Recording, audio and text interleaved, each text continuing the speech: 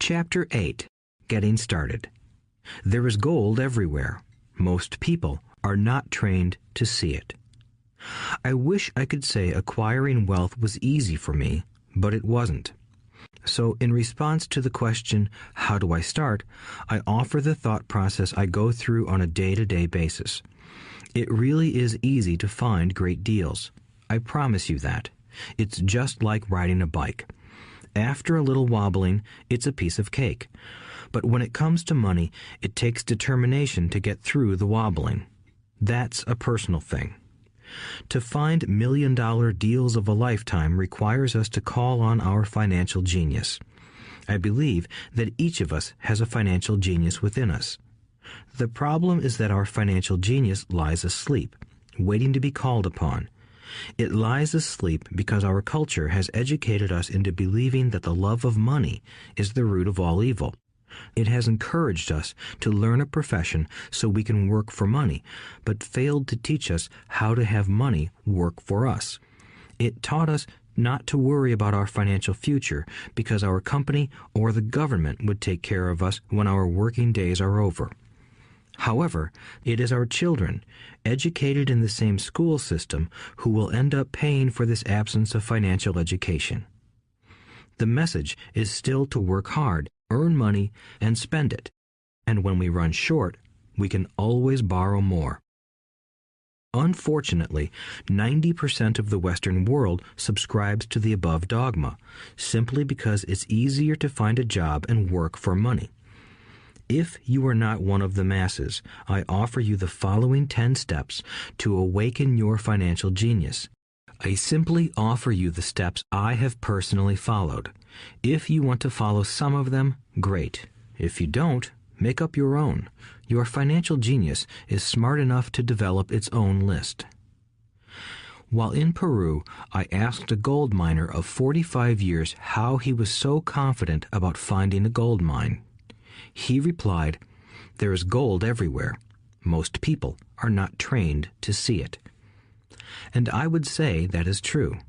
In real estate, I can go out and in a day come up with 4 or 5 great potential deals, while the average person will go out and find nothing, even looking in the same neighborhood.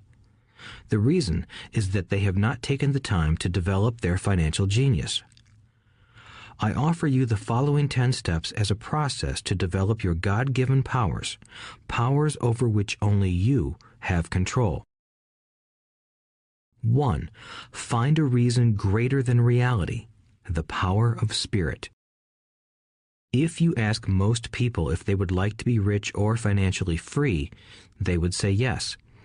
But then reality sets in. The road seems too long with too many hills to climb. It's easier to just work for money and hand the excess over to your broker.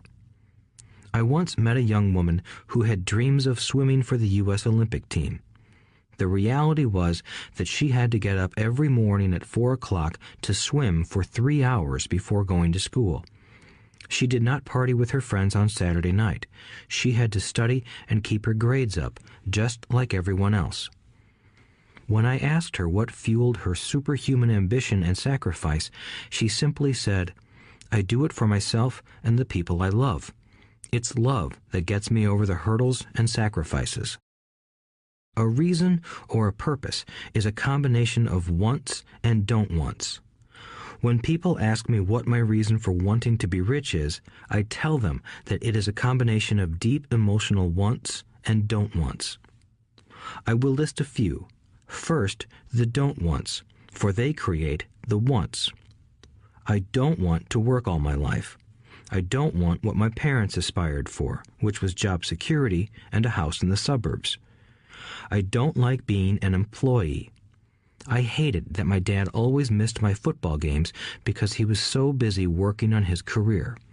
I hated it when my dad worked hard all his life and the government took most of what he worked for at his death. He could not even pass on what he worked so hard for when he died. The rich don't do that. They work hard and pass it on to their children. Now, the wants. I want to be free to travel the world and live in the lifestyle I love. I want to be young when I do this. I want to simply be free. I want control over my time and my life. I want money to work for me. Those are my deep-seated emotional reasons. What are yours? If they are not strong enough, then the reality of the road ahead may be greater than your reasons. I have lost money and been set back many times, but it was the deep emotional reasons that kept me standing up and going forward. I wanted to be free by age 40, but it took me until I was 47, with many learning experiences along the way. As I said, I wish I could say it was easy. It wasn't, but it wasn't that hard either. I've learned that without a strong reason or purpose, anything in life is hard. If you do not have a strong reason, there is no sense listening further. It will sound like too much work. 2. Make daily choices. The power of choice. Choice is the main reason people want to live in a free country. We want the power to choose. Financially, with every dollar we get in our hands, we hold the power to choose our future, to be rich, poor, or middle class. Our spending habits reflect who we are. Poor people simply have poor spending habits. The benefit I had as a boy was that I loved playing Monopoly constantly.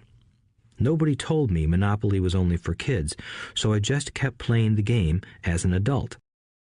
I also had a rich dad who pointed out to me the difference between an asset and a liability. So a long time ago, as a little boy, I chose to be rich, and I knew that all I had to do was learn to acquire assets, real assets. My best friend, Mike, had an asset column handed to him, but he still had to choose to learn to keep it. Many rich families lose their assets in the next generation simply because there was no one trained to be a good steward over their assets. Most people choose not to be rich. For 90% of the population, being rich is too much of a hassle. So they invent sayings that go, "I'm not interested in money. I'll never be rich.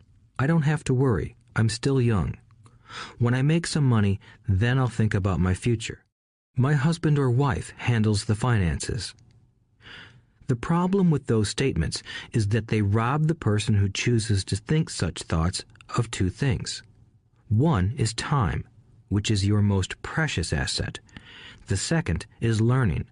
Having no money should not be an excuse to not learn, but that is a choice we all make daily.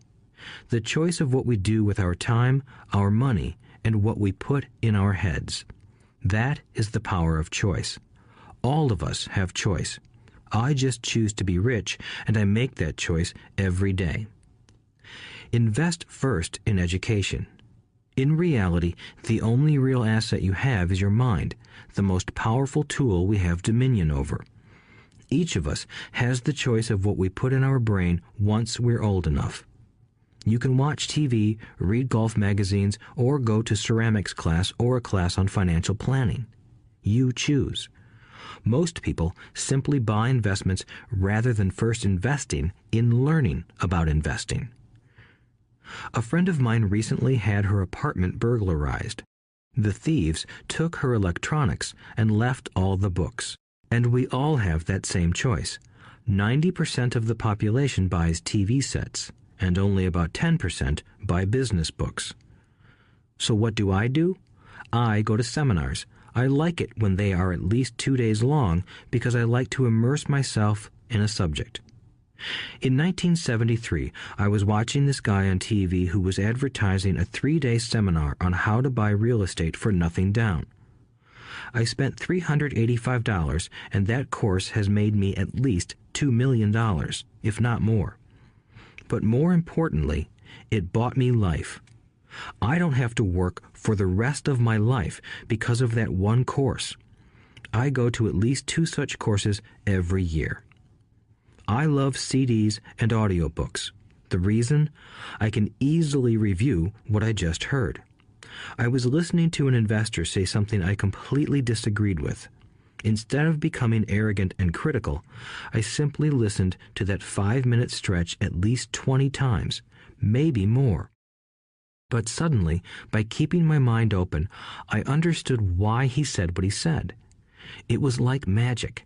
I felt like I had a window into the mind of one of the greatest investors of our time. I gained tremendous insight into the vast resources of his education and experience. The net result? I still have the old way I used to think, and I now have a new way of looking at the same problem or situation. I have two ways to analyze a problem or trend, and that is priceless. Today, I often say, how would Donald Trump do this, or Warren Buffett, or George Soros? The only way I can access their vast mental power is to be humble enough to read or listen to what they have to say. Arrogant or critical people are often people with low self-esteem who are afraid of taking risks. That's because if you learn something new, you are then required to make mistakes in order to fully understand what you have learned. If you have listened this far, arrogance is not one of your problems. Arrogant people rarely read or listen to experts. Why should they? They are the center of the universe. There are so many intelligent people who argue or defend when a new idea clashes with the way they think. In this case, their so-called intelligence combined with arrogance equals ignorance. Each of us knows people who are highly educated or believe they are smart, but their balance sheet paints a different picture. A truly intelligent person welcomes new ideas, for new ideas can add to the synergy of other accumulated ideas. Listening is more important than talking. If that were not true, God would not have given us 2 ears and only 1 mouth. Too many people think with their mouth instead of listening in order to absorb new ideas and possibilities. They argue instead of asking questions. I take a long view on my wealth. I do not subscribe to the get-rich-quick mentality most lottery players or casino gamblers have. I may go in and out of stocks, but I am long on education. If you want to fly an airplane, I advise taking lessons first. I am always shocked at people who buy stocks or real estate but never invest in their greatest asset, their mind. Just because you bought a house or two does not make you an expert at real estate. 3. Choose friends carefully. The power of association.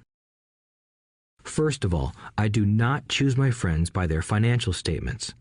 I have friends who have actually taken a vow of poverty, as well as friends who earn millions every year. The point is that I learn from all of them. Now, I will admit that there are people I have actually sought out because they had money. But I was not after their money. I was seeking their knowledge. In some cases, these people who had money have become dear friends. I've noticed that my friends with money talk about money. They don't do it to brag. They're interested in the subject. So I learn from them, and they learn from me. My friends who are in dire financial straits do not like talking about money, business, or investing. They often think it rude or unintellectual. So I also learn from my friends who struggle financially. I find out what not to do. I have several friends who have generated over $1 billion in their short lifetimes. The 3 of them report the same phenomenon. Their friends who have no money have never come to them to ask them how they did it, but they do come asking for one of 2 things, or both, a loan or a job. Warning: don't listen to poor or frightened people. I have such friends, and while I love them dearly, they are the Chicken Littles of life. To them, when it comes to money, especially investments, it's always, the sky is falling, the sky is falling. They can always tell you why something won't work. The problem is that people listen to them. But people who blindly accept doom and gloom information are also Chicken Littles. As that old saying goes, birds of a feather flock together.